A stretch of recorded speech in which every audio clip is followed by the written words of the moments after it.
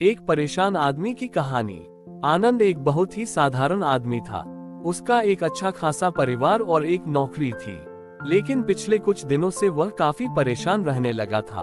उसकी परेशानियों की वजह थी उसको आने वाले विचार। उसे लगता था कि वह दुनिया का सबसे बदनसीब आदमी है। पूरे घर का खर्चा उसे अकेले उठाना पड़ता है। घर में सबकी जिम्मेदारी भी उसी के कंधे पर है। आनंद की परेशानियां उसके चेहरे पर दिखने लगी थी। वो बात बात पर गुस्सा हो जाता। उसका चिड़चिड़ापन दिन प्रतिदिन बढ़ता ही जा रहा था। एक दिन आनंद अपने घर में ऐसे ही परेशान सा बैठा हुआ था, तभी उसका बेटा उसके पास आया और कहने लगा कि पापा, मुझे स्कूल से होमवर्क दिया गया है, क्या आप मुझे होमवर्क करने में हेल्प करेंगे? आनंद अपने बच्चे की पूरी बात सुने बिना ही उसके ऊपर गुस्सा हो गया और उसे काफी भला बुरा सुना दिया। बच्चा वहां से निराश होकर चला गया। थोड़ी देर बाद आनंद का गुस्सा शांत हुआ, तब उसे अपनी गलती का एहसास हुआ। आनंद अपने बच्चे के कमरे में गया, जहां उसने देखा कि उसका बच्चा नोटबुक में होमवर्क करते करते ही सो गया था। उसने नोटबुक उठाकर देखी। उसमें आज स्कूल से एक विषय पर पैराग्राफ लिखने के लिए दिया गया था।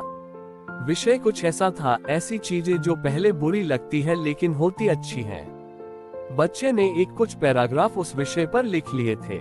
आनंद उस नोटबुक में लिखे को पढ़ने लगा।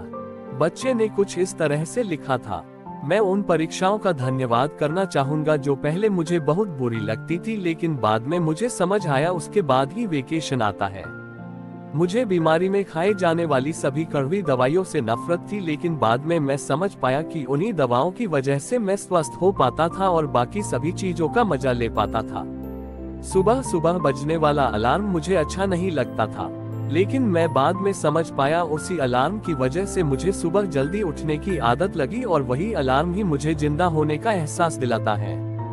पहले मुझे मेरे पापा की डांट अच्छी नहीं लगती, लेकिन अब मैं समझ पाया हूँ उनकी डांट की वजह से ही मैं सही रास्ते पर बना रहता हूँ और अच्छे भविष्य की तरफ आगे बढ़ता हूँ। इन सभी चीजों के लिए और खासकर मेरे पापा के लिए मैं भगवान को धन्यवाद देना चाहूंगा, क्योंकि मुझे डांटने के लिए मेरे पापा तो है, मेरे दोस्त के पास तो पापा ही नहीं है। मेरे पापा ही मेरी सारी जरूरतें पूरी करते हैं। कभी कभार डांटते भी है तो मेरे भले के लिए। अपने बेटे के विचार उस नोटबुक पर पढ़कर आनंद गहरी सोच में पड़ गया।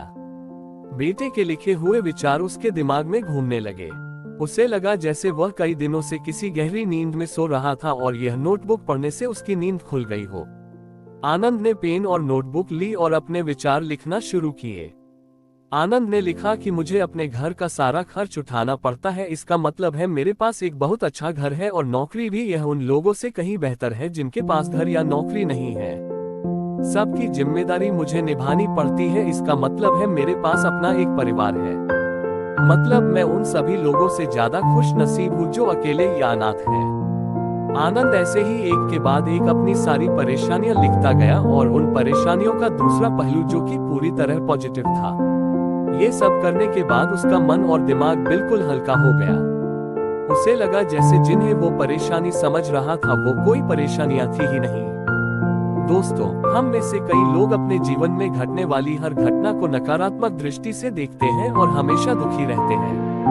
हमें हर समस्या या परेशानी को सकारात्मक दृष्टि से देखना चाहिए। जिस दिन से हम ऐसा करने लगेंगे उस दिन से हमारी हर समस्या गायब हो जाएगी, क्योंकि कोई भी समस्या एक नेगेटिव विचार से ज्यादा कुछ भी नहीं होती है।